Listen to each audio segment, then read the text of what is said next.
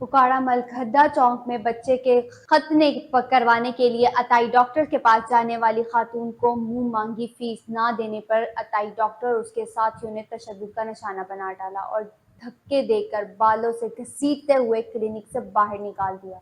मलकदा चौक नवाही गांव 45 की रिहायश शुमाइला बानो जोजा नासिर हुसैन गुज़िश्ता रोज अपने बेटे को लेकर मलकदा चौक में वाक़या उसामा क्लिनिक पर गई, जहां पर बच्चे के खतरों के दौरान अताई ने बच्चे की वालदा से भारी फीस का मुतालबा कर दिया।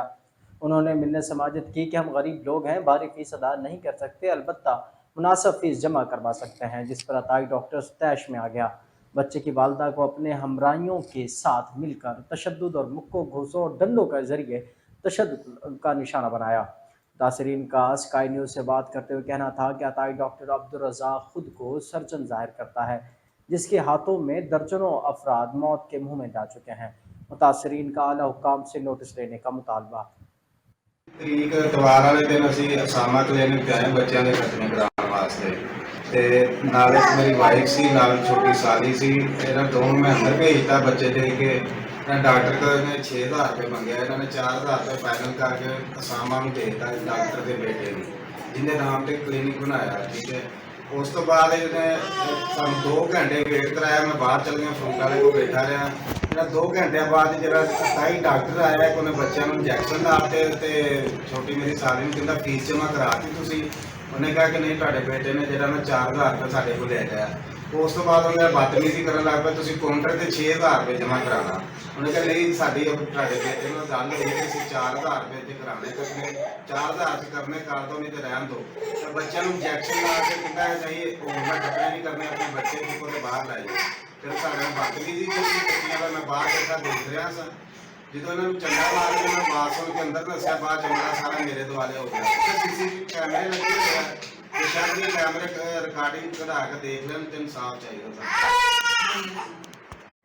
ਅਸੀਂ ਭਾਈ ਬੇਟੀਆਂ ਮੇਰੀਆਂ ਉੱਥੇ ਆਈਆਂ ਵਾ ਸਾਮਾ ਕਲੀਨਿਕ, ਉੱਥੋਂ ਬੇਟੀਆਂ ਨੇ ਭੇਜਿਆ ਵੀ ਖਤਨੇ ਬੱਚਿਆਂ ਨੇ ਕਰਾਉਣ ਆਏ ਆ।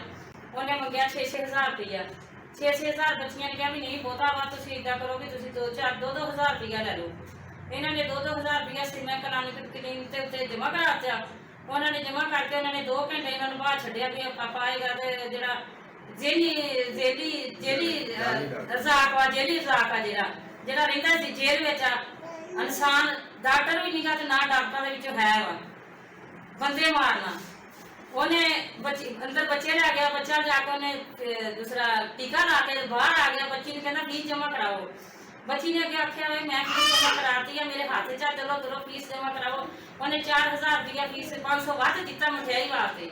नहीं नहीं यह तुम 6-6000 रुपया 6 दो बगैर जहल औरतां ਜਿਹੜੀਆਂ कहना मूँह चुक के तुर पईयां वा जहल। उन्हें कहा चाचू बदतमीजी ना कर सकना, तमीज ना पे गल कर। उन्हें कहा चल बगैर औरत धक्का दे के मेरी बेटी नीचे कराता वा। जेड़ा हैगा वा रज़ाक जेली ना बंदा ना बंदियां दी जात, बंदे मारना, ये मेरे बच्चों को मारना चाहता सी। इन्हें मेरी बेटी धक्का तो भुंजे गिर गई, उतों उठिया एक क्लीनिक के अगे आ गया, उत्थे फीस जमा कराने लग पिया। वो मुंडा उठिया वा रज़ाक का, मुंडे ने कहना 4000 इन्होंने जहल औरतों को कड्डो बाहर। उन्हें धक्का दिता, दी मेरी बेटी गांह